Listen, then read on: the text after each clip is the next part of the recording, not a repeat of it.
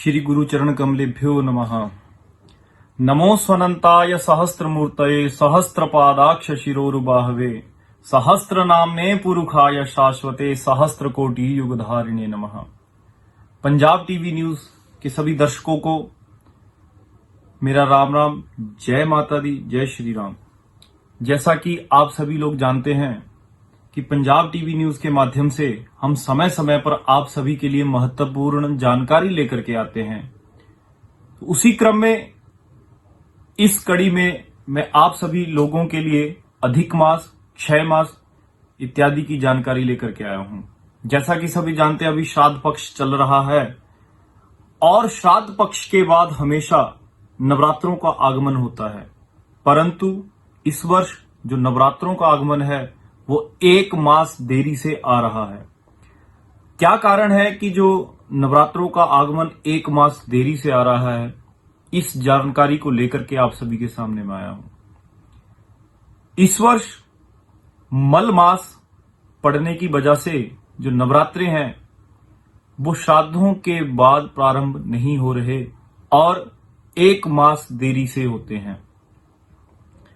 ये मल मास क्या है और इस मल मास में क्या क्या कार्य करने चाहिए और क्या क्या कार्य नहीं करने चाहिए और किन कामों के लिए ये मास महत्वपूर्ण है और किन कार्यों के लिए ये जो मास है वो वर्जित है, ये सभी जानकारी लेकर के आप सभी के सामने मैं आया हूं। सर्वप्रथम बात आती है मल मास की, अधिक मास की।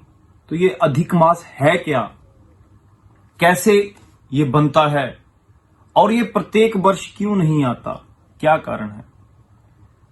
जैसा कि सभी जानते हैं कि सूर्य भगवान 12 राशियों में संचार करते हैं और प्रत्येक राशि में 30 अंश का भोग करते हुए एक एक संक्रांति से 1 साल का निर्माण करते हैं और 12 मासों के निर्माण से 12 संक्रांतियां होती हैं।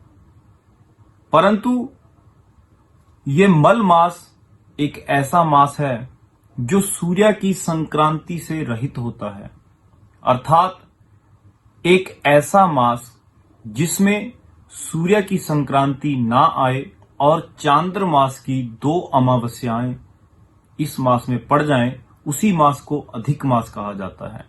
जैसा कि हमारे पूर्व आचार्यों ने और ज्योतिष शास्त्र के सिद्धांत ग्रंथों में वर्णित है कि जस्मिन चांद्रे न संक्रांति सो अधिमासो निगद्यते तत्र मंगल कार्याणि नैव कार्याणि सर्वदा। और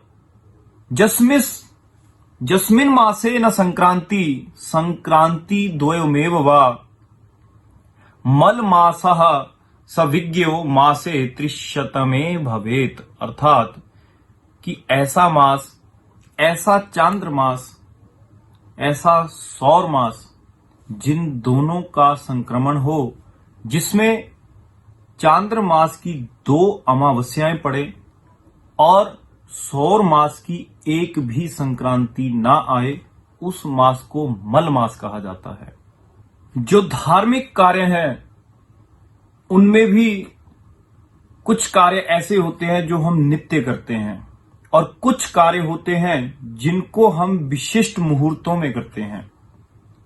तो जब बात आती है मंगल कार्यों की, जो कि जीवन में प्रथम बार या फिर उनके लिए कोई विशिष्ट मुहूर्त होता है, उन मुहूर्तों की बात तो इस मास में जैसा कि यज्ञोपवीत संस्कार है, विवाह संस्कार है, समावर्तन संस्कार है, वेदारंभ संस्कार है या जितने भी संस्कार हैं और गृह प्रवेश है या कुछ ऐसे नए कार्य जो कि मुहूर्त के समय पर किए जाते हैं, विशिष्ट मुहूर्तों में किए जाते हैं, वो सारे कार्य इसमें वर्जित रहते हैं। और प्रायश्चित कार्य जो नित्य के कार्य हैं, पूजन, यज्ञ, हवन इत्यादि, वो हम कर सकते हैं। और मल मास में प्राय विष्णु भगवान का पूजन करना सबसे उचित माना जाता है, क्योंकि इस मास का नाम मासों में पुरुषोत्तम मास से भी इसको जाना जाता है, जो कि भगवान विष्णु ने स्वयं इसका नामकरण किया था। और इस मास में भगवान विष्णु का पूजन करना बहुत उचित होता है। जैसा कि ये जो मल मास है वो प्राय 3 साल बाद सूर्य की संक्रांति ना पड़ने की वजह से आता है, और इसी वजह से अश्विन मास में नवरात्रों का जो आगमन है वो 1 मास देरी से प्रारंभ हो रहा है। इस वर्ष जो भगवती दुर्गा जी के नवरात्रे हैं वो श्राद्ध पक्ष के बाद प्रारंभ ना होकर के इस मल मास की समाप्ति के बाद प्रारंभ हो रहे हैं। और ये जो मल मास है इसमें भगवान विष्णु का पूजन अर्चन वंदन करना, भगवान विष्णु की सेवा करना, और जिनके घर में ठाकुर जी या भगवान विष्णु स्वरूप गोपाल कृष्ण जी, लड्डू गोपाल जी, या जिनके घर में अपने घर में भगवान विष्णु का किसी भी स्वरूप में उनकी प्रतिमा या किसी भी रूप से भगवान विष्णु को वो मानते हैं तो उनका पूजन अर्चन वंदन करना चाहिए। और विशेष इस मल मास में भागवत जी का पाठन या फिर भागवत जी को सुनना चाहिए या भागवत जी का वाचन सुनना चाहिए, और किसी भी रूप से हो भगवान विष्णु का पूजन अर्चन वंदन करना चाहिए।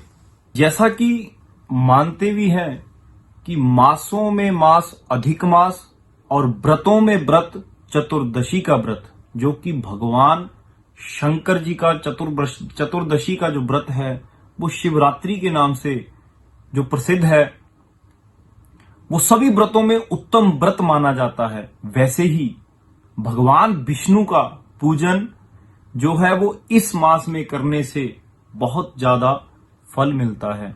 और इस मास में भगवान विष्णु का पूजन करने से भगवान विष्णु का ही सानिध्य प्राप्त होता है, अर्थात विष्णु लोक की प्राप्ति होती है, और भगवान विष्णु का ही पूजन करना चाहिए। उक्त मल मास की समाप्ति के बाद, उक्त अधिक मास की समाप्ति के बाद या पुरुषोत्तम मास की समाप्ति के बाद नवरात्रों का आगमन होगा। नवरात्रे द्वितीय शुद्ध अश्विन मास की प्रतिपदा तिथि को, जो कि शुक्ल पक्ष की प्रतिपदा तिथि होगी, उस दिन से प्रारंभ होंगे। नवरात्रों में भगवती दुर्गा मैया जी का पूजन करना, भगवती दुर्गा जी के समक्ष प्रतिमा इत्यादि रख करके भगवती का भवन बना करके उसमें घट स्थापन करना, जौ की खेती बोना और अखंड ज्योति जला करके उसका नित्य पूजन करना, तदुपरांत उस ज्योति को त्रिकाल तीनों समय में उसको भोग लगाना शुभ रहता है। अब जब बात आती है पूजन की, घट स्थापन की, तो आप सभी लोगों को मैं बता दूं कि जो घट स्थापन का समय है वो अंग्रेजी मास की अक्टूबर महीने की 17 तारीख को दिन शनिवार को सुबह 7:25 से प्रारंभ होगा, और उस दिन सुबह जल्दी उठ करके निमित्तिक कार्य करने के बाद भगवती दुर्गा मैया जी के निमित्त ठीक 7:25 पर घट स्थापन करना, भगवती दुर्गा जी का पूजन करना, महाकाली, महालक्ष्मी, महासरस्वती और नव दुर्गा जी का पूजन करना बहुत शुभ रहेगा। आशा करता हूं कि मेरे द्वारा दी गई जानकारी आप सभी लोगों के लिए हितकरी सिद्ध होगी, और समय समय पर पंजाब टीवी न्यूज के माध्यम से ऐसी जानकारी लेकर के हम पुनः उपस्थित होते रहेंगे। तब तक के लिए सभी पंजाब टीवी न्यूज के दर्शकों को मेरा राम राम, जय श्री राम।